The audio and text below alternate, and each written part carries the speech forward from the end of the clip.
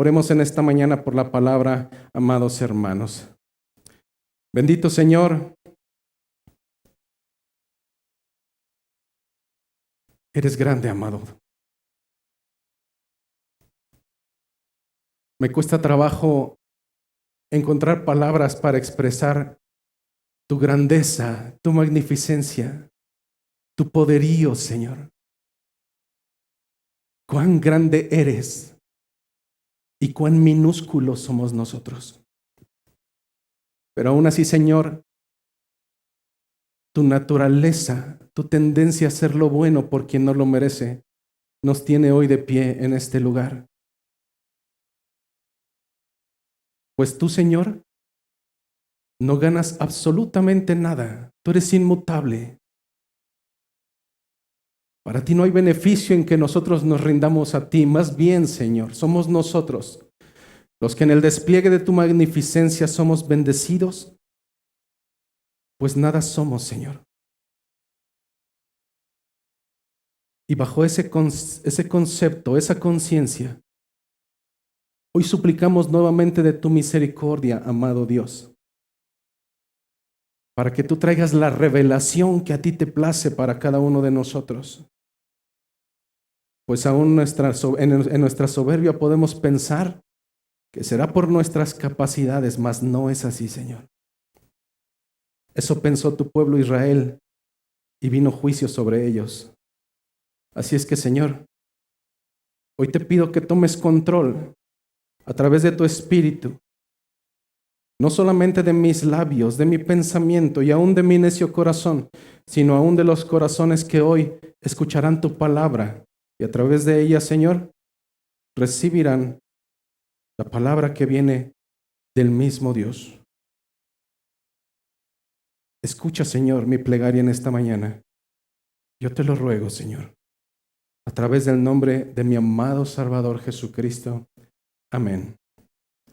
Tomen sus asientos, por favor, hermanos.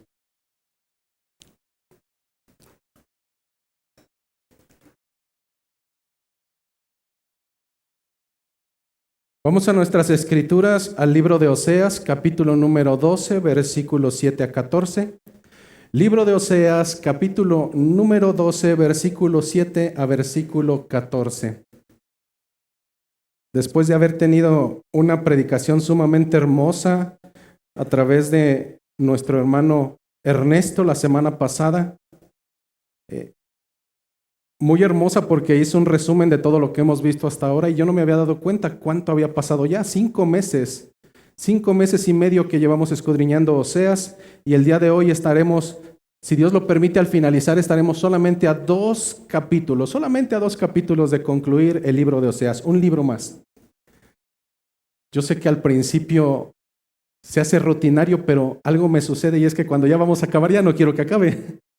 Así nos sucedió con 2 años y medio de Mateo, versículo por versículo. Así es que roguemos al Señor que nos acompañe en esta mañana, en esta predicación que hemos titulado Un pueblo que sufre amnesia. Dicen las Escrituras en el libro de Oseas, capítulo número 12, versículo 7 a versículo 14. Mercader que tiene en su mano peso falso, amador de opresión. Efraín dijo, ciertamente he enriquecido, he hallado riquezas para mí. Nadie hallará iniquidad en mí, ni pecado en todos mis trabajos. Pero yo soy Jehová tu Dios, desde la tierra de Egipto. Aún te haré morar en tiendas como en los días de las fiestas. Y he hablado a los profetas y aumenté la profecía y por medio de los profetas usé parábolas. En Galaad iniquidad, ciertamente vanidad han sido. En Gilgal sacrificaron bueyes y sus altares son como montones en los surcos del campo. Pero Jacob huyó a tierra de Aram. Israel sirvió para adquirir mujer y por adquirir mujer fue pastor. Y por un profeta Jehová hizo subir a Israel de Egipto, y por un profeta fue guardado. Efraín ha provocado a Dios con amarguras, por tanto, hará recaer sobre él la sangre que ha derramado, y su Señor le pagará su oprobio. Esta es palabra de nuestro Señor. Quisiera traer un poco a remembranza lo que vimos hace 2 semanas, el inicio del capítulo número 12 de Oseas. Y nosotros veíamos cómo a través del inicio de este capítulo, ciertamente Oseas ha sido una reprensión constante contra pecados muy detallados. Uno de ellos, el pecado de la idolatría, el pecado de la perversidad, el pecado de arrodillarse y prostituirse frente a dioses que son mundanos. Y llegábamos a la conclusión de encontrar la causa raíz, el origen de dónde surgió ese pecado, y llegábamos a esa conclusión literal donde encontrábamos que todo surgió a raíz de la desobediencia del pueblo de Israel a un mandato que consideramos insignificante y sencillo. Un mandato que al parecer, si yo lo transgredo, no tiene nada de malo. Este mandato era el mandato que encontramos en el libro de Éxodo capítulo número 34 versículo 12 y que dice: guárdate de hacer alianza con los moradores de la tierra donde has de entrar. Guárdate, no lo hagas. ¿Para qué? ¿Para qué era este mandato? Para evitar que tropieces, para evitar que haya tropezadero en medio de ti, decía el mandato. Pero el mandato no concluía ahí. El Señor daba razones porque Él es Dios. Él sabe nuestra estructura, Él sabe nuestra tendencia a hacer el mal y la tendencia del hombre a corromperse en medio de las malas compañías. Decía el versículo 15 de este libro de Éxodo 34, por tanto, no harás alianza con los moradores de aquella tierra. ¿Por qué? Porque se prostituirán, porque fornicarán en pos de sus dioses y ofrecerán sacrificio a sus dioses y te invitarán y tú comerás de sus sacrificios. O bien, tomando de sus hijas para tus hijos, tus hijas fornicarán por sus dioses. Harán fornicar también a tus hijos en pos de los dioses de ella. Y entonces nosotros decimos: ay, pastor, ¿qué tan exagerado es usted? Nosotros tenemos amistades que no son tan malas. Es más, llegamos a la blasfemia de decir: es más, solamente les falta ser cristianos. Bueno, ¿quién te dijo que la salvación es por obras? En ocasiones nuestro analfabetismo bíblico, nuestra pereza de escudriñar las escrituras nos llevará a tomar posiciones totalmente erradas, equivocadas. Y es que veíamos la semana antepasada que realmente el mandato nunca cambió y nunca ha cambiado y nunca cambiará. En el Nuevo Testamento, aun cuando nosotros no somos moradores en tierras extrañas, el mandato sigue siendo exactamente el mismo. En 2 Corintios capítulo número 6 versículo 14 reiteraría nuevamente este mandato para nosotros y cada uno de nosotros. El mandato dice: no os unáis en yugo desigual. Pastor, eso no lo han enseñado en otros lugares, que es para los noviazgos y los matrimonios. Bueno, en primera, aquí no aceptamos el noviazgo como en el mundo. No es así. Y en segunda, en ningún lado veo que esto hable sobre matrimonio. Habla sobre reuniones e interacciones de una o dos o más personas. No os unáis en yugo desigual. ¿Con quién? Con los incrédulos. Eso me dice el mandamiento. No os unáis en yugo desigual con los incrédulos. Pero resulta que yo quiero hacer lo que a mí me place porque Dios está mal del cerebro y yo sé más que Él. Y como yo sé más que Dios, entonces yo voy a hacer lo que yo crea conveniente, no lo que Él me manda. El Señor dejó claridad que entrar en desobediencia en este aspecto de entrar en comunión constante con los incrédulos, no tiene una razón lógica de ser, al menos si en verdad eres hijo y no eres bastardo. Si eres hijo y no eres bastardo, no hay una razón de ser para que tengas comunión con los incrédulos. No la hay. Pero si eres gentil, entonces yo te digo, dale.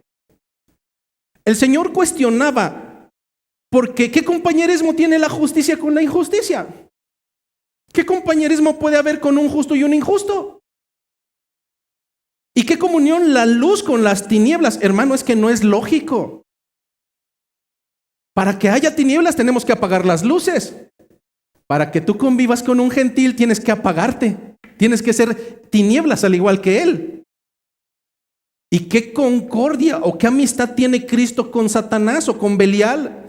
¿O qué parte el creyente con el incrédulo? ¿Y qué acuerdo hay entre el templo de Dios y los ídolos? Concluíamos la semana antepasada bajo algunos postulados bíblicos. Uno de ellos, 1 Corintios 15:33. No erréis, no te equivoques, no te confundas, no erréis. Sí o sí, las malas conversaciones corrompen las buenas costumbres. El que con lobos se junta, a aullar se enseña. El que se junta con puercos, puerco será. Hermano, es que no puede suceder otra cosa diferente. No, es que ese hombre que me gusta y que no es cristiano, yo lo voy a convertir. O sea, ¿cómo? ¿Tú eres el Espíritu Santo? ¿O estamos en noches de gloria para atarle el brazo a Dios y que Él conceda lo que nosotros ordenamos? No es así.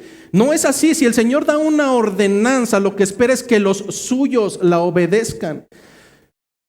La decadencia del pueblo de Israel comenzó en el momento en que pervirtieron su comunión con naciones extrañas y empezaron a adquirir hábitos que eran totalmente perversos, aberrantes delante de su Señor.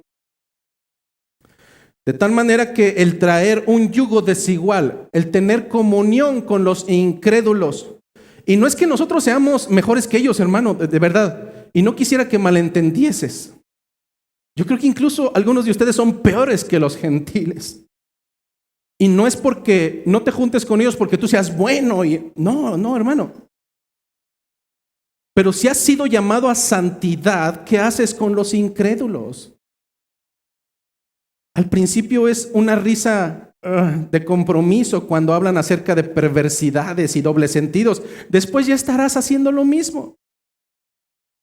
Por tanto, el yugo desigual sí o sí se va a traducir en conductas. Sí o sí, la comunión y la desobediencia hacia Dios se traducirá en conductas que son perceptibles, que son palpables, que no se pueden ocultar. Y precisamente es como comienza el texto del día de hoy, destacando una conducta perceptible en el pueblo de Israel. Comienza diciendo el versículo número 7, mercader. Pastor, ¿qué tiene de malo comerciar? No, es que no tiene nada de malo comercializar. Algunos de ustedes son comerciantes. El problema no es que seas mercader. Continúa diciendo, mercader que tiene en su mano peso falso. Pero no solo eso.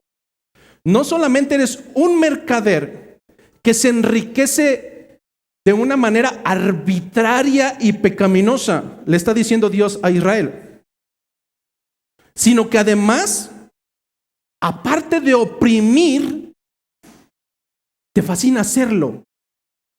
Lo amas, amador de opresión. De tal manera que el pecado del cual se le acusa inicialmente en este versículo a Israel no es el de ser un mercader. Si hubiera mercaderes justos, no habría ningún juicio, sino honor y bendición. Pero Israel no se estaba comportando de esa manera. Estaba teniendo comportamientos perceptibles que eran contrarios a un Dios justo. Aquí se habla de un mercader deshonesto, de alguien que quiere sacar provecho y a la primera oportunidad poder estafar al otro con tal de sacar y mejorar sus finanzas. Oprimir a otra persona de por sí ya es malo. Pero amar, hacerlo, eso ya es la decadencia. Una persona que oprime a otro y no solamente lo hace, una persona que peca contra otro y además lo ama y lo disfruta, llegamos al entendimiento de que realmente su conciencia está cauterizada. No siente dolor frente al pecado. No siente ningún remordimiento al hacer añicos a otro más. Es más, en ocasiones lo disfruta. Llegar a ese punto, hermanos, es llegar a la decadencia total. Su conciencia ya no detiene la censura, ya no puede filtrar. Su corrupción es tan grave que no solo ama la ganancia de la opresión, sino que ama y disfruta oprimir y pecar. Se goza en aventajar y estafar a los que sospechan de él, a los que no sospechan de él. Y a lo largo de 5 años como pastor te puedo decir que es la misma actitud que sigue persistiendo hasta nuestros días. Domingo a domingo hablamos acerca de pecado. Hablamos acerca de lo que no es agradable delante de Dios. Nuestro hermano Ernesto decía, Oseas predicó durante un periodo de 30 años. Juicio tras juicio, advertencia tras advertencia, advertencia tras advertencia. Nosotros llevamos exponiendo un promedio de 31 horas el libro de Oseas. La pregunta es, ¿qué tanto ha redarguido la palabra a tu corazón? Es que de verdad es totalmente patético cuando salimos de la predicación. Pastor, qué buena predicación. Bueno, ¿por qué buena predicación? ¿Por qué buena predicación? No, pastor, es que me confrontó. Es que realmente sentí una confrontación. Bueno, yo te sigo viendo igual. Es que no veo cómo es que esa palabra ha impactado en tu corazón y en tu vida. Y siguen llegando a mis oídos pláticas de murmuración, cuestiones pecaminosas. Pero ¿sabes qué es lo más grave? Que así como Israel se enorgullecía en amar la opresión, no solamente pecar, sino lo disfrutaba. Es la misma actitud que podemos encontrar hoy en día, hermanos. Y en esto se distinguen los hijos de los que no lo son o aquellos que aún viven en inmadurez. Usualmente dentro de la historia de la iglesia, la parte bonita es cuando nos reunimos, cuando adoramos, cuando comemos, cuando Dios te bendiga, que todo vaya bien. Detrás de bambalinas en la vida del pastor existen los pecados flagrantes que se perciben dentro de la iglesia. Y cuando hay un pecado flagrante, al menos en esta iglesia, se confronta directamente con el ofensor. Y cuando entramos en un periodo en el cual tratamos de incentivar a la persona para que pueda ver con sus ojos su manera de pecar, solamente he percibido 2 actitudes a lo largo de mi vida ministerial. No más. Solamente 2 actitudes, hermano. Y una primera actitud es una actitud hermosa. Una actitud de confrontación, una actitud de vergüenza, una actitud en donde realmente se constriñe el corazón. Y cuando tú llamas a alguien por una vida pecaminosa flagrante y esa persona se quebranta y esa persona se duele y esa persona empieza a tomar conciencia de su condición, admite su falta y se avergüenza. Pero son 2 posturas. ¿Cuál es la otra? La otra es la postura de Israel. Una postura donde cuando llamas a la persona lejos de aceptar su falta es, no, pero es que no, lo que usted está diciendo no es cierto, no. Es más, y si en algún momento lo hice, pues fue porque bla, bla, bla, bla, bla. Es una postura de justificación, hermano, y de verdad es que es totalmente vergonzosa. El pecador que ama pecar, aun cuando es captado en flagrancia en su pecado, aún insistirá en justificarse para poder decir que su obrar fue racionado fue intelectual y además justo. ¿Por qué le faltaste el respeto al hermano? Oh, se lo merece, porque ¿acaso no ha visto? O sea que hiciste bien. ¿Por qué tomaste lo que no era tuyo? No, yo he aportado mucho a esta iglesia, entonces yo soy merecedor. Postura de Israel. Piensa en cualquier pecado. Piensa cuando le faltas el respeto a tu esposa. Piensa cuando se te pasa la mano de más como padre de familia, como autoridad, y ya no eres autoridad, sino autoritario con tus hijos. Piensa por un momento, y en muchas de las ocasiones tu postura es la de un pecador israelita. Es que lo hice porque lo merecía, porque yo soy el jefe, porque yo soy la autoridad. ¿Te puedes imaginar eso? Entonces yo como pastor puedo bajar y darte unas patadas y gritarte e insultarte y faltarte al respeto. No, hermano. Porque esa no es la enseñanza del Señor. El Señor nos ha llamado a mansedumbre, a dominio propio, espíritu de mansedumbre. En este sentido, lo que vemos en el primer segmento del versículo número 8, le llamaremos el versículo 8a, será esta justificación de Efraín, esta justificación del pueblo israelita.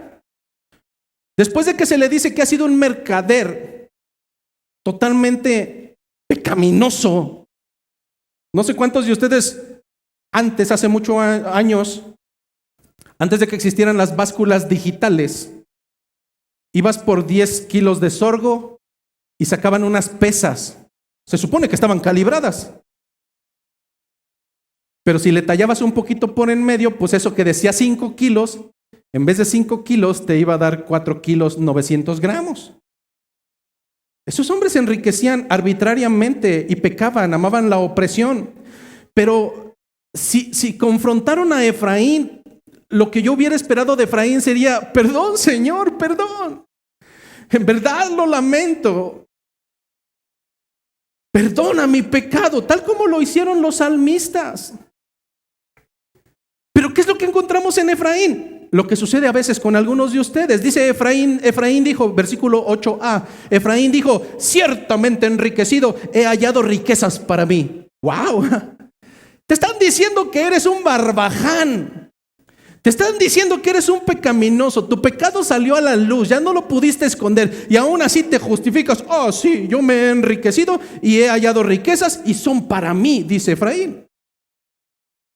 ¡Qué postura tan arrogante! ¡Qué postura tan soberbia! La actitud de un malvado es pelear como gato panza para arriba. De por sí ya está perdido, pero no deja de luchar, sigue arañando. O sea, ya hiciste mal. Entiende que ya hiciste mal y aún así sigues defendiéndote. Estás en lo más perverso de tu corazón. Este perverso siempre encontrará argumentos para justificar su falta. El malvado jamás hará una confesión penitente ni pedirá perdón, sino que insiste en su propia justificación. Eso es lo que está haciendo Efraín. Bueno, sí he robado, pero con eso me he hecho riquezas para mí mismo. Lo único que está sucediendo con los argumentos de Efraín es que cada palabra está haciendo una proclamación de su propia necedad. En su propia perspectiva, él está ganando. En su propia perspectiva, él está poniendo en su lugar a Dios. Frente a los ojos de Dios y frente a los ojos humanos, Efraín está quedando como un total tonto, un necio. ¿Qué es un necio? Un necio es aquel que insiste en sus propios errores y se aferra a sus ideas y a sus posturas sin importar qué tan equivocadas sean. Ese es un necio. Todos los demás están viendo que está hundiéndose y él dice: no, es que esto es lo correcto, ya. Un necio es quien con esos argumentos tan tontos e ilógicos demuestra con ello que en verdad no es sabio, sino carece de inteligencia. Lo que está haciendo Efraín es mostrar una necedad al proclamar sus riquezas de este mundo. Lo que está haciendo Efraín es mostrar su necedad al creer que todo eso ha llegado por su propio esfuerzo. Lo que está haciendo Efraín es mostrar su necedad al creer que el enriquecerse de forma pecaminosa lo traduce en una persona inocente. Lo que está haciendo Efraín es, a través de su necedad, pensar que la riqueza llega por su mano y no por la mano de Dios. Lo que está haciendo Efraín es, a través de su necedad, hacer riquezas en esta tierra y no tesoros en los cielos. Hay una parábola hermosa que me fascina. Nosotros la vamos a encontrar en el libro de Lucas, capítulo número 12, versículo 16, y que creo que viene muy en el sentido de lo que estamos hablando en este primer segmento del versículo número 8. Dice Lucas, capítulo número 12, versículo 16, en la versión Reina Valera está titulado como El rico insensato. A manera introductoria, llegan dos hermanos delante de Jesucristo y le dice uno de ellos a Jesucristo: dile a mi hermano que reparta la riqueza, la heredad conmigo. Entonces Jesucristo, en su gran amor, empieza a hablarles a través de una parábola. Fíjate cómo el Señor era tan hermoso que lo hablaba con palabras comprensibles. Y comienza diciendo: la heredad de un hombre rico había producido mucho. Y él pensaba dentro de sí diciendo: ¿qué haré? Porque no tengo dónde guardar mis frutos. Y dijo: esto haré. Derribaré mis graneros y los edificaré mayores, y allí guardaré todos mis frutos y mis bienes. Y diré a mi alma: alma, muchos bienes tienes guardados para muchos años. Repósate, come, bebe, regocíjate.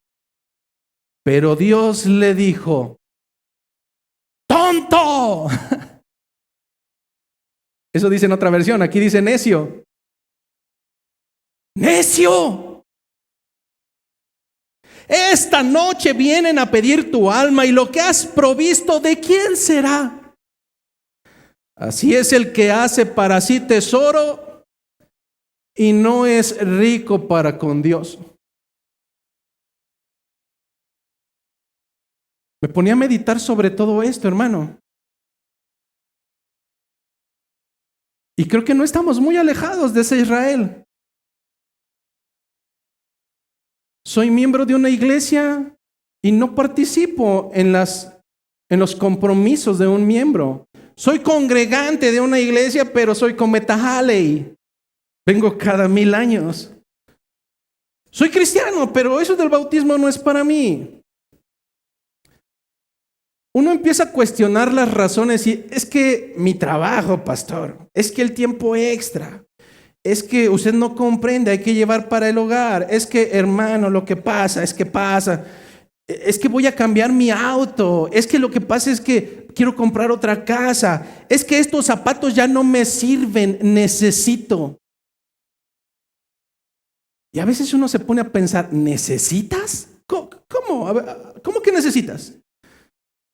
Yo te veo cada semana con unos zapatos diferentes y me dices que estás trabajando de más porque necesitas. Ay, pastor, es que mi esposa no tiene nada que ponerse y tenemos una reunión. Vas y él todo atascado de ropa, no tiene nada que ponerse. Por Dios, hermano, vivimos en los tesoros de esta tierra. Efraín estaba acumulando riqueza. No es malo acumular riqueza, y no me lo tomes a mal. Lo malo es enfatizarse y ponerlas como tu primer Dios, como tu Señor, como tu primicia, como tu prioridad. Hermano, ten en cuenta esto: si hoy tu alma es pedida, todo lo que has dejado, ¿de quién será? Tu auto nuevo, ¿quién lo va a estrenar? La casa que estabas comprando, ¿de quién va a ser? No te la vas a llevar. Tu vida pecaminosa no puede ser justificada, tu desobediencia no puede ser justificada por las riquezas de esta tierra. Aún con más soberbia, 8b, contestaba a Efraín: nadie hallará iniquidad en mí ni pecado en todos mis trabajos. ¿Qué estaba diciendo este pueblo? Que a pesar de que estaba siendo fraudulento y de a pesar de que este pueblo estaba siendo necio y se justificaba con: mira, tengo todas las riquezas, ¿cómo Dios no me va a bendecir? ¿Tú me estás diciendo que Dios se apartó de mí? Entonces, ¿por qué soy tan millonario y soy tan rico? Una vida asceta. Después buscaremos esa palabra. Una posición ascética, acumulación de dinero para poder demostrar que soy bendecido por Dios. Eso no es así. Esta nación estaba en vía contraria, estaba pecando directamente con el Señor y aún se enorgullecía de ello. Nadie hallará iniquidad en mí. Búscale por donde quieras, no vas a encontrar pecado. No hay pecado en todos mis trabajos. A estos israelitas no les cabía en la cabeza que Dios los considerara pecadores.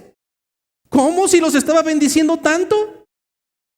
Pensaban que sus riquezas eran señal de la aprobación de Dios y que a Dios no le molestaba en lo mínimo lo que estaban haciendo.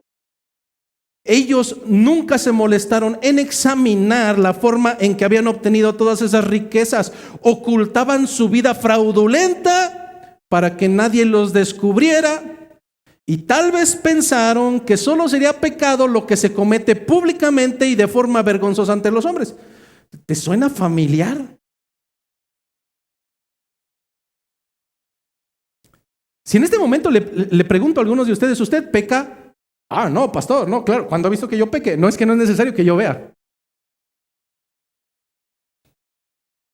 O que usted oculte su pecado y después me justifique: ah, es que Dios lo sabe. ¿Y no te da vergüenza, en serio? ¿Y no te da total terror?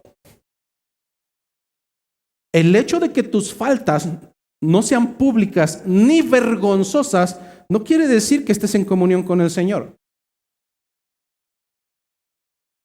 Vuelvo a repetir. El hecho de que tengas pecados ocultos, en el sentido de que no son visibles, no quiere decir que estés en comunión con Dios o que Dios te ame por esa vida perversa. Eso quiere decir que tal vez a nosotros nos puedes engañar, pero al Señor no. El Señor sabe absolutamente todo.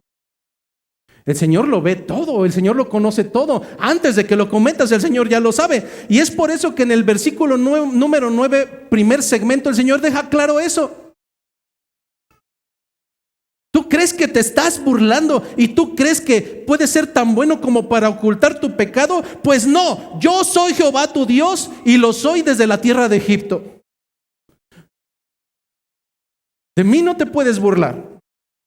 De mí no te puedes ocultar. Yo soy Jehová tu Dios desde la tierra de Egipto.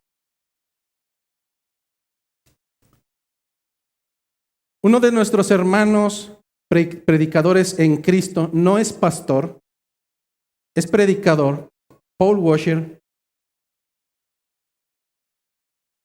Él hacía mención que uno de los grandes problemas de las iglesias cristianas es que jamás predican los atributos de Dios.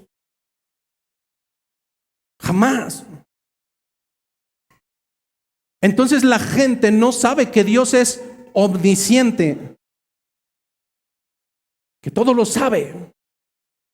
La gente no sabe que Dios es omnipresente, que Él está en todo lugar.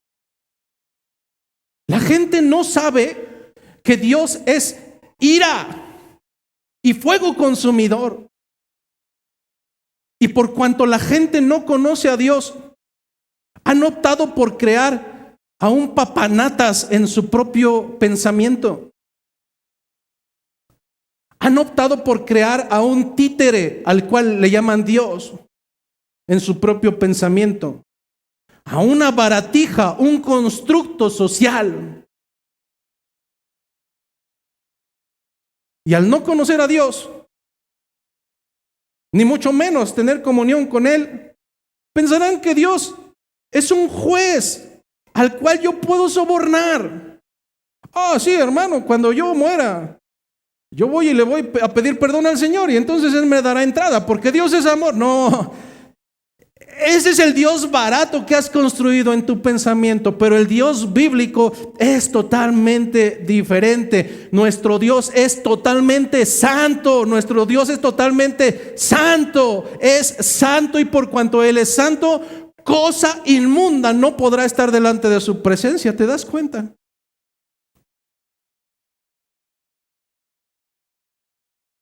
La gente no teme a Dios porque no lo conoce. La gente no teme a Dios, mucho menos temor reverente, porque no conoce a Dios.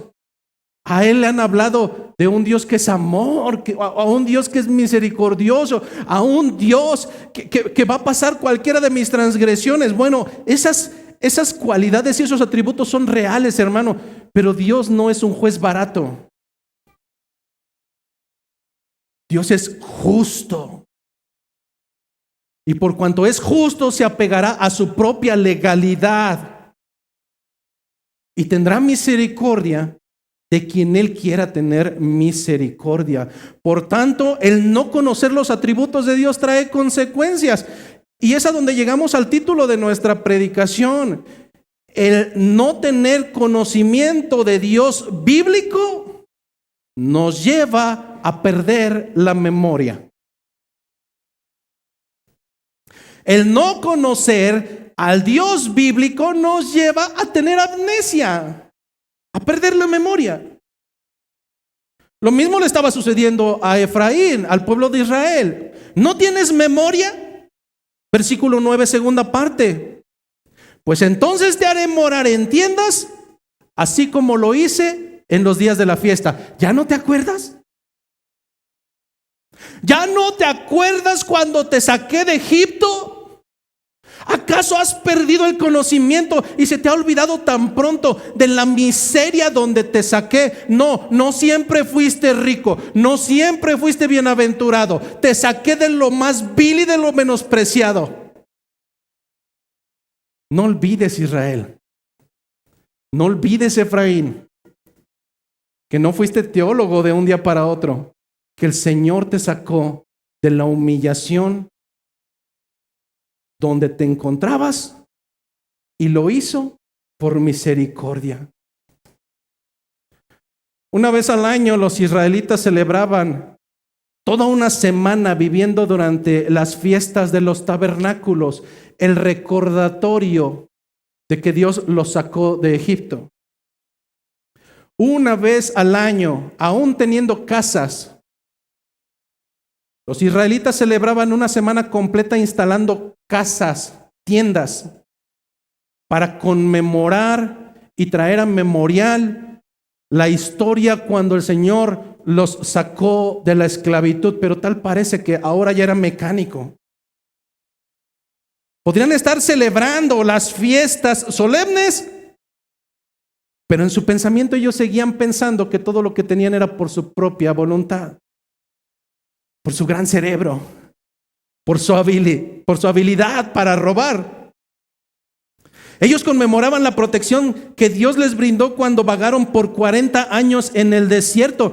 Pero ahora, debido a su pecado, Dios los haría volver a carpas, pero esta vez no como parte de una fiesta solemne, sino como parte del juicio. ¿Ya se te olvidó?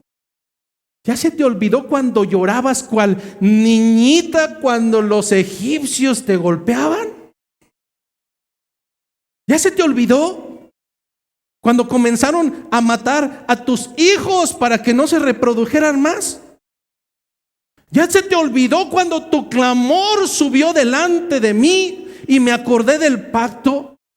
¿Acaso ya se te olvidó cuando eras ese esclavo miserable y por gracia y por misericordia te saqué de ese lugar? Dios amenaza con retornarlos a ese mismo estado de vivir en la humillación, en la humildad desolada y errante.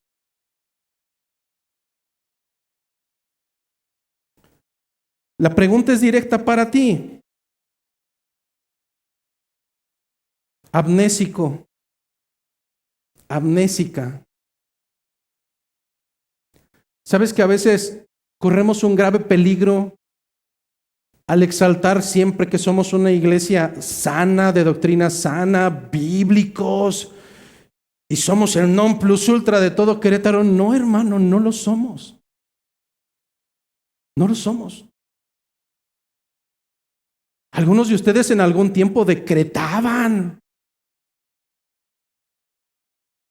¿Ya se les olvidó que algunos de ustedes ataban y desataban? ¿Acaso ya se les olvidó todas esas barbaridades de, me voy a preparar para ir a ganar almas? ¿Cómo? ¿Acaso has sufrido también de amnesia, Israel? Pero perversamente, tal vez lo más peligroso es que alguna vez se nos olvidó que nosotros también hemos pasado por miseria, que hemos pasado por necesidad, que hemos pasado por pobredumbre. ¿Y quién es quien hizo que nosotros llegáramos hasta este momento? ¿Nosotros mismos? No, hermano. La gracia y la misericordia de nuestro Señor a cada instante en nuestras vidas. Ponte a pensar por un momento, hermano. Aún antes de que el Señor te alcanzara, aún antes de que saliera a buscarte y te trajera con cuerdas de amor, ¿qué hacías? ¿Acaso ya se te olvidó que terminabas hasta altas horas de la noche ingiriendo bebidas alcohólicas y estupefacientes? ¿Acaso ya se te olvidó, Israel? ¿Acaso ya se te olvidó, Israel, cómo eras la vergüenza de la sociedad y no encuentro palabras, de verdad no encuentro palabras. Volteo a ver mi propia persona y hermano, nunca lo voy a olvidar, de verdad, no lo olvides tú. Cuando lleguen esos 5 minutos de soberbia a tu vida, acuérdate, oh Israel, de dónde es donde el Señor te ha traído. Porque tu vida de bienaventuranza no siempre ha sido la misma historia. El Señor ha utilizado locos ante los ojos de los hombres. El Señor ha utilizado necios aborrecibles a los ojos de los hombres. Al Señor le ha placido traer su palabra a lo largo de la historia. Hay un cántico muy hermoso que nosotros entonamos que es Hebreos 1:1-3. Seguramente lo recordarás. Dios habiendo hablado muchas veces y de muchas maneras en otros tiempos a los padres por los profetas. Después a nosotros llegó la bendición de que ya no hay profetas. Ahora hay hombres de Dios que nos traen la palabra y que siguen siendo necios y siguen siendo aborrecibles y que nos hablan y nos instan. Locos. Pero al Señor le plació. Al Señor le plació no solamente traer hombres que trajeran su palabra, sino que aún siendo como niños pequeñitos, el Señor nos habló a través de pescaditos, a través de ovejitas, a través de pastos, a través de cielos, a través de cosas que fueran comprensibles. Yo no sé cuántas veces te has topado con un intento de teólogo soberbio. Un hombre o una mujer en nuestra historia de iglesia hemos tenido varios que llegan a la iglesia para analizarnos, porque como estamos bien tontos todos, y él o ella es súper preparado, y usualmente su tendencia será muy peculiar. En su deseo de ser más que los demás, llegará contigo y te cuestionará: hermano, ¿qué cree usted acerca? ¿Cuál es su postura acerca del creacionismo progresivo? Y tú, ¿qué? Cualquier persona humilde evitaría esas preguntas. Pero las intenciones del corazón son diferentes. No quiere enseñarte. No quiere enseñarte. Quiere dejarte en ridículo bajo su postura de que tiene más conocimiento que tú.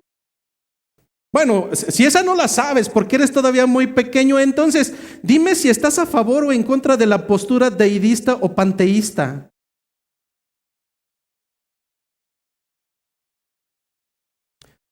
Y nuevamente me voy hacia atrás y recuerdo la predicación de Dios no es como yo.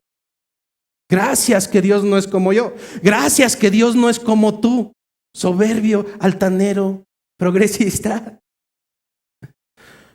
Porque de acuerdo a las Escrituras, al Señor le plació no solamente enviar profetas, dice el versículo 10, sino que aumentó la profecía y lo hizo por medio de profetas que usaban parábolas. Palitos y bolitas, palitos y bolitas. Dice Mateo 11:25, el mismo Jesucristo: te alabo, Padre, Señor del cielo y de la tierra. ¿Por qué? Porque escondiste estas cosas de los sabios y de los entendidos y se lo revelaste a los niños. Sí, Padre. ¿Por qué? Porque así te agradó. Porque así te agradó. Yo me pongo a pensar, bueno, porque el Señor, si dentro de su gracia común, no solamente la gracia paternal para los traídos por adopción, no, en su gracia común donde hace salir el sol para buenos y malos, en esa gracia común donde lleva bendición aún a los perversos, el Señor permitió que ciertas personas que no son creyentes dentro de esa gracia común tengan inteligencia y pueden decir palabras como desoxirribonucleico, otorrinolaringólogo y cosas como esas, porque el Señor no les dio el entendimiento en toda esa sabiduría de revelarles su palabra y su entendimiento acerca de la salvación. Sencillo, porque el Señor escondió esto de los sabios y de los entendidos y se los reveló a los niños. Un niño es difícil que sea soberbio por su conocimiento. Bueno, los de antes ahora sí son bien soberbios. Pero lo que me da entendimiento el versículo 10 es que el Señor lo hizo de una manera tan hermosa, tan sencilla, tan humilde, que no solamente envió un profeta, envió profetas y profetas y profetas y profetas. Y el Señor sigue mandando hombres que te siguen diciendo por dónde es el camino. Y no solo eso, hermano. En ocasiones hay gente que dice, oye, pero ¿cómo es que ustedes le entienden a la Biblia si está bien complicada?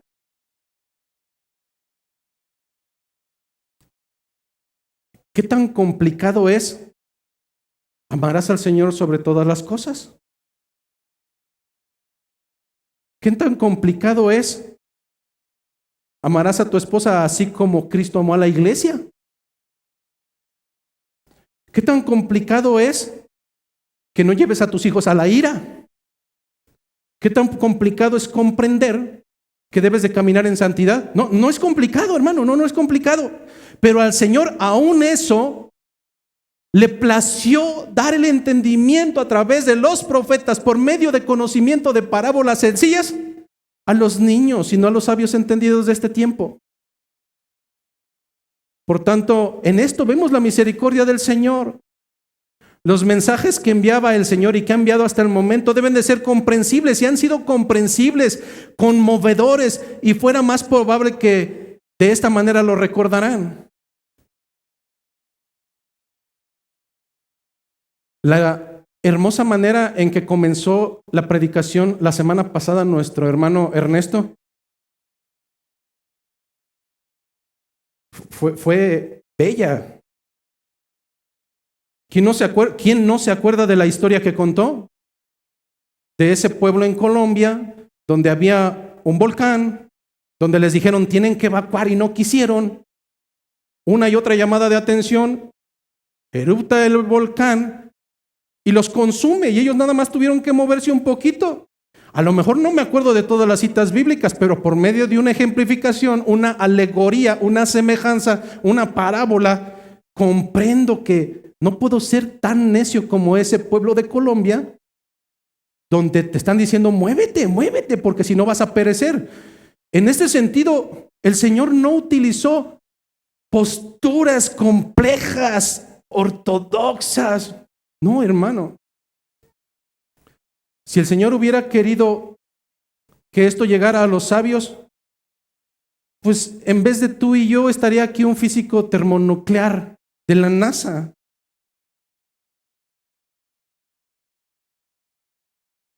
Así es que el Señor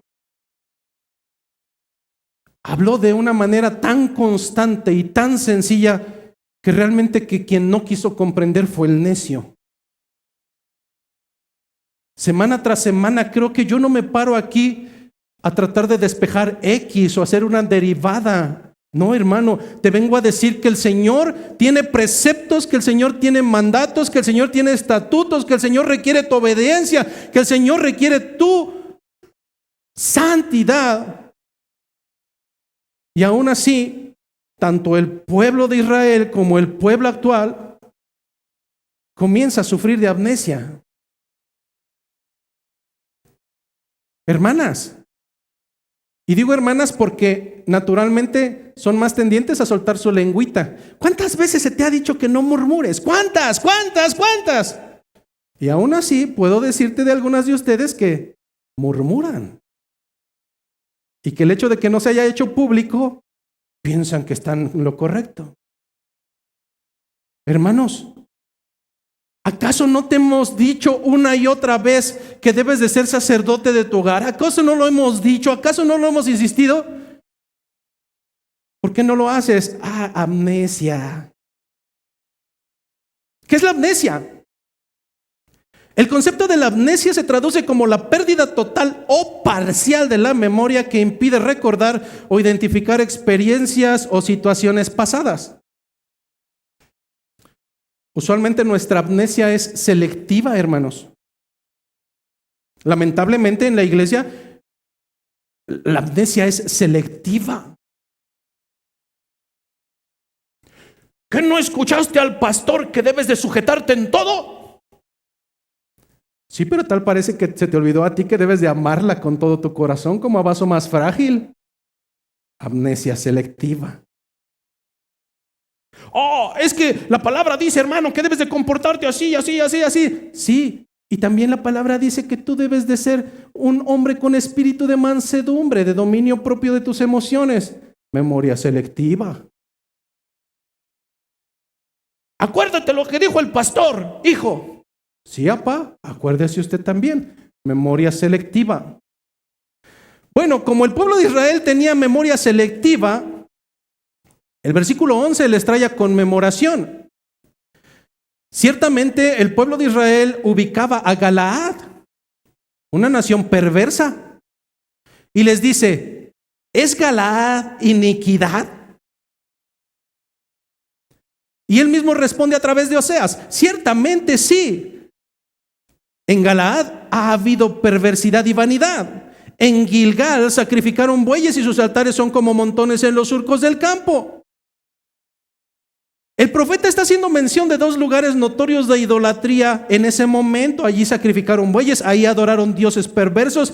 Esto quiere decir que les traía a memoria la maldad de otros, de otras naciones. No, lo que está haciendo el Señor es traerles a conmemoración una nación tan perversa al igual que ellos. ¿Te acuerdas de Galaad? Eres similar a él. ¿Se te perdió la memoria? No, eres similar a él. En Galaad, ¿no te acuerdas que Dios protegió a tu padre Jacob de la ira de Labán?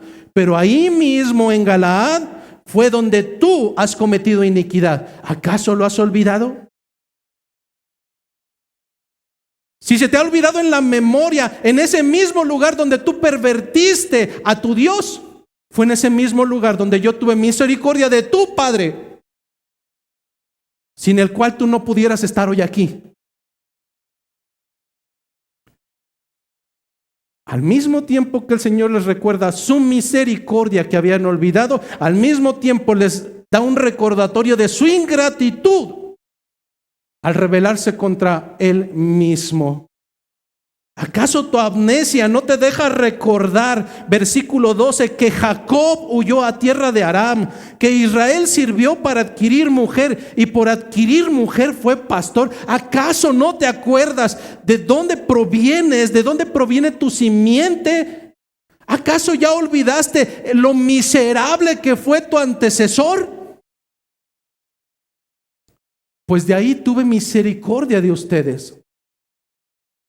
O sea, se está utilizando la referencia a Jacob para decirles que no se olvidaran de sus comienzos humildes. Lo que ellos estaban gozando no era el fruto de su propio esfuerzo, era el resultado de la bondad y la misericordia de Dios. Hermano, grábate esto en tu cabezota. No estás aquí por ser especial. No estás aquí por ser especial para Dios. No estás aquí por ser especial para Dios. Estás aquí por el beneplácito de su voluntad. Estás aquí por gracia y por misericordia. ¿Acaso también tienes amnesia? No, hermano. No naciste bíblico. No naciste perfecto. No naciste non plus ultra. De la misma manera que la amnesia borra ciertos recuerdos, a veces no solamente Israel, sino también nosotros tenemos memoria selectiva, lo que nos conviene. Ellos recordaban que provenían de un Jacob que luchó con Dios. Pero ellos habían olvidado que ese miserable, pobre, fue siervo de Labán. Ellos olvidaron y habían olvidado selectivamente que Jacob había huido de la tierra de Aram, de su malicioso hermano, y allí sirvió a un codicioso tío para adquirir a su esposa, para adquirir mujer, y tuvo que trabajar como pastor. ¿Por qué?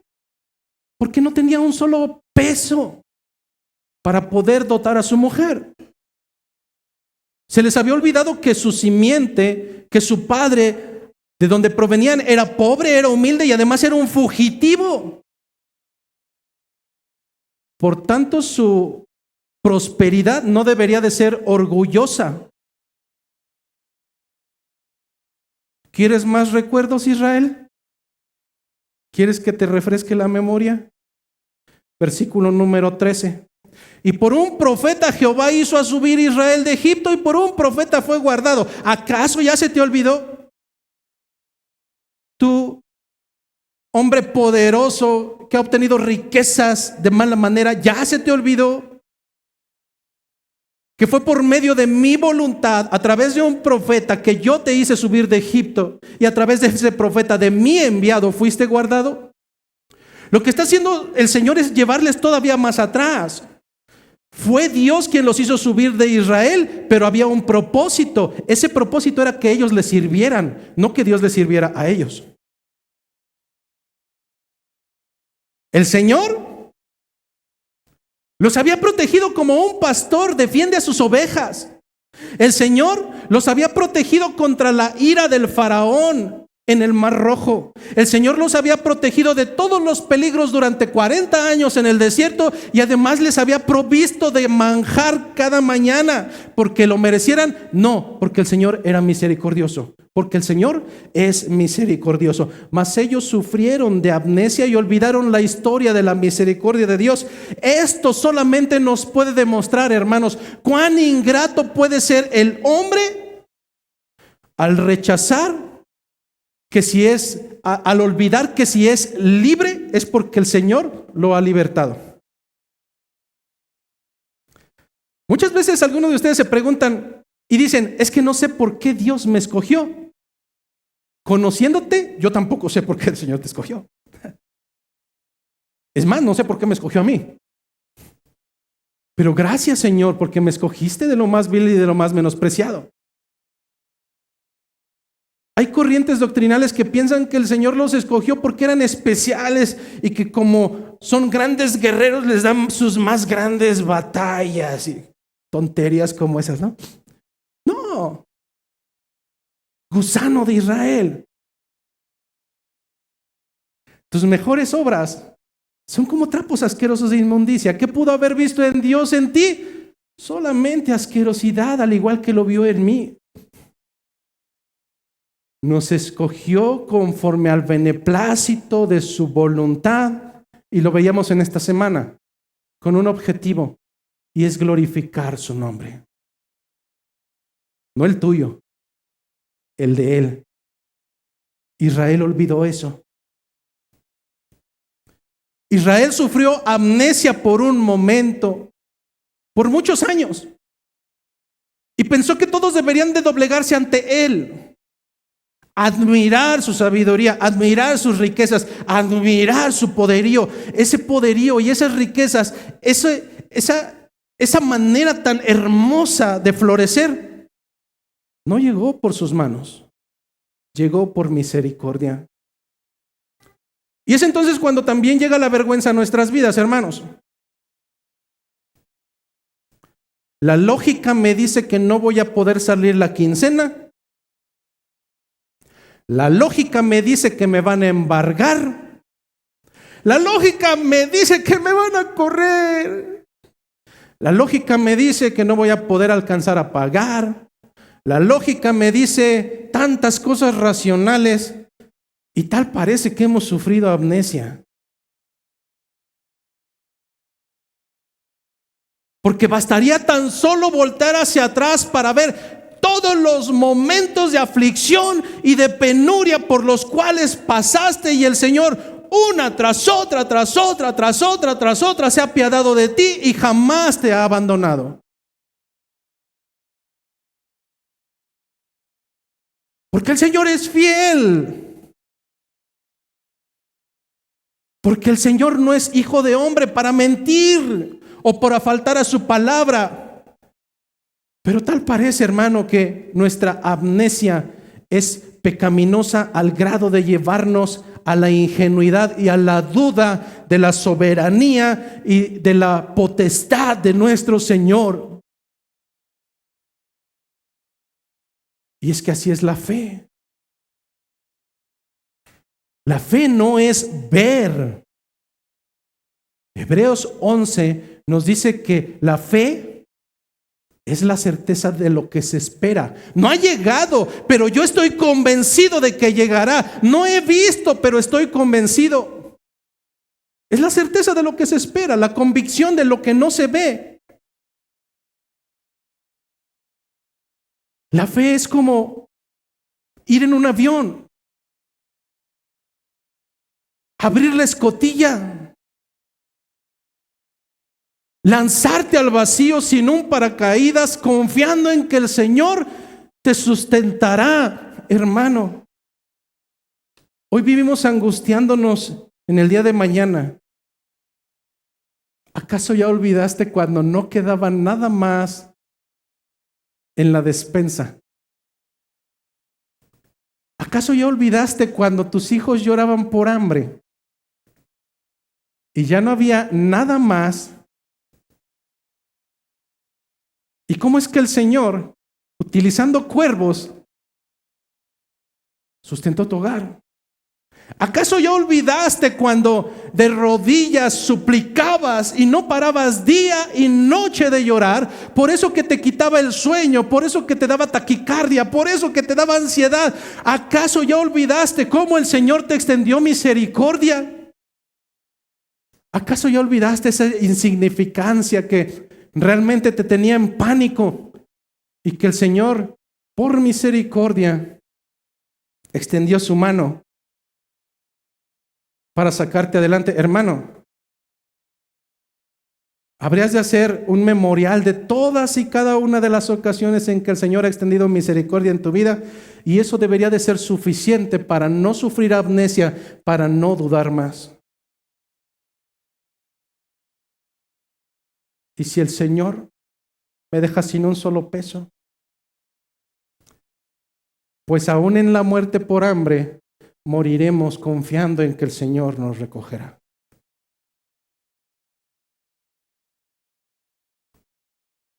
Esto debería de causar agradecimiento en cada uno de nosotros. Esto debería de traer vergüenza a nuestras vidas al dudar de nuestro Señor. Esto debería de traer mortificación a cada uno de nosotros cuando ponemos a otro Dios en su lugar. Esto debería de ser sumamente vergonzoso para quienes intercambiamos esa primogenitura por un barato plato de lentejas. El considerar la misericordia de Dios una y otra vez, aún con mis transgresiones, aún con mi necedad, aún con mi postura tan soberbia de pensar que todo lo que tengo ha sido por mi esfuerzo, aún en esa soberbia, haber alcanzado una y otra vez misericordia, debería de llevarme a arrepentimiento, debería de llevarme a humildad. Debería de llevarme a considerar a todos los demás por encima de mí, pero no es así, hermano.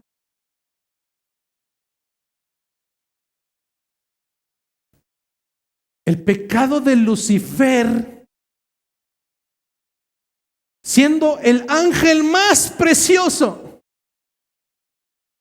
el más amado por el Señor, ¿cuál fue su pecado? Querer tomar un lugar que no le correspondía. Querer ocupar el lugar de Dios. Hermano, no es broma cuando digo que entre nosotros hay satánicos. No porque coman gallinas negras, ni porque... No. Porque replicamos actitudes de Satanás. Porque queremos ocupar el lugar de Dios con cualquier otra cosa. Mayormente queremos ocupar su lugar.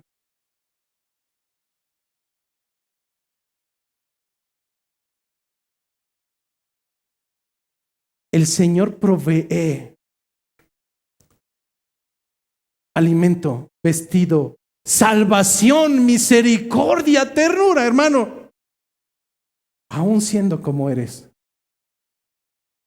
Eso debería de llevarte a un compromiso total con Él. A veces yo no sé cómo reaccionar, y te soy honesto. Cuando alguien me regala algo, me pongo nervioso, no sé qué hacer, no sé qué decir. Gracias. Y quisiera abrazar y quisiera...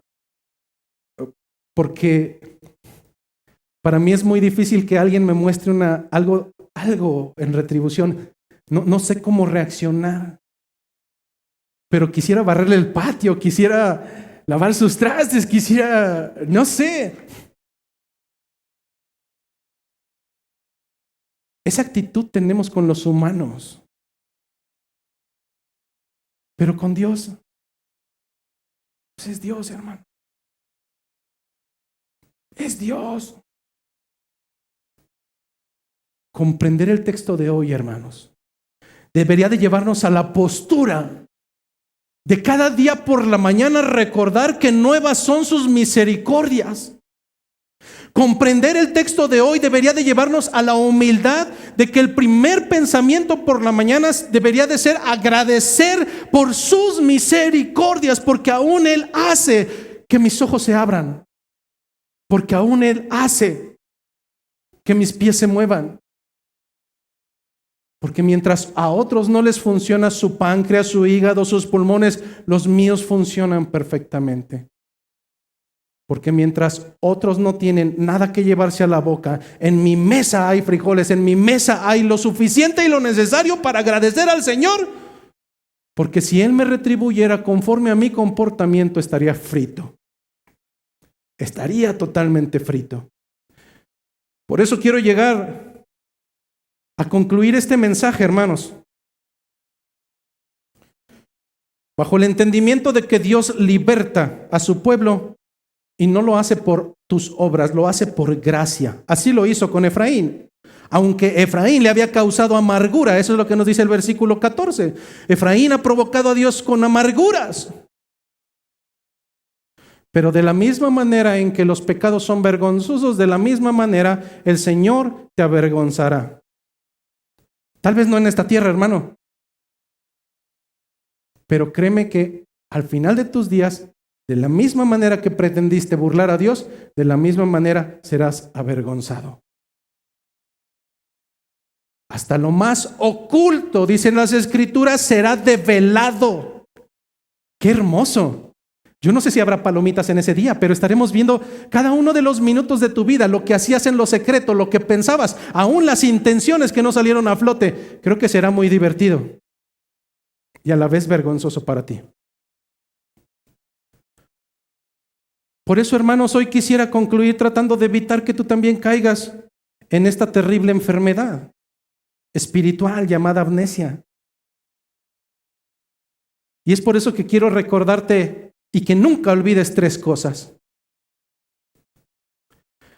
La primera de ellas, hermanos, anhelo con mi corazón que jamás olvidemos que todo lo que tenemos es por misericordia y proviene de Dios. Anhelo que ninguno de nosotros en su soberbia olvide ninguno de sus días que todo lo que tenemos es por misericordia y proviene de Dios. Eso nos lo dice Colosenses 1:16. Porque en Él fueron creadas todas las cosas, no algunas, todas las cosas, hablando de nuestro Señor Jesucristo. Las que hay en los cielos y las que hay en la tierra, visibles e invisibles, sean tronos, sean dominios, sean principados, sean potestades, todo fue creado por medio de Él y para Él. Así es que si algo llega a tu mesa, no blasfemes, ten contentamiento, porque fue creado por el Señor y llega por su gracia y llega por su misericordia. Jamás lo olvides. ¿Qué otra cosa no debo de olvidar? No debo de olvidar que Dios nunca me ha desamparado y que por lo tanto, por cuanto Él no cambia, Dios jamás lo hará. Mateo capítulo 6, versículo 25. Por tanto os digo, no os afanéis por vuestra vida, ¿qué habéis de comer o qué habéis de beber? Ni por vuestro cuerpo, ¿qué habéis de vestir? ¿No es la vida más que el alimento y el cuerpo más que el vestido? Si se te olvida, mira las aves. Mira las aves del cielo que no siembran, ni ciegan, ni recogen en graneros, y vuestro Padre Celestial las alimenta. ¿No valéis vosotros mucho más que ellas? ¿Y quién de vosotros podrá, por mucho que se afane, añadir a su estatura un codo? Y por el vestido, ¿por qué os afanáis? Consideren a los lirios del campo, cómo crecen y no trabajan ni hilan. Pero yo os digo que ni aun Salomón con toda su gloria se vistió como uno de ellos. Y si la hierba del campo que hoy es y mañana es echada al horno, Dios la viste así, ¿no hará mucho más a vosotros, hombres de poca fe? Por eso no os afanéis, pues diciendo, ¿qué comeremos o qué beberemos o qué vestiremos? Porque los gentiles buscan todas estas cosas. Pero vuestro Padre Celestial sabe de qué tienes necesidad de todas estas cosas. Si has de afanarte, si has de buscar, busca primero el reino de Dios y su justicia. Y entonces, hermano, recuerda esto. Todo lo demás vendrá porque el Señor lo añade. Finalmente, quiero que en esa posibilidad de amnesia nunca olvides, jamás olvides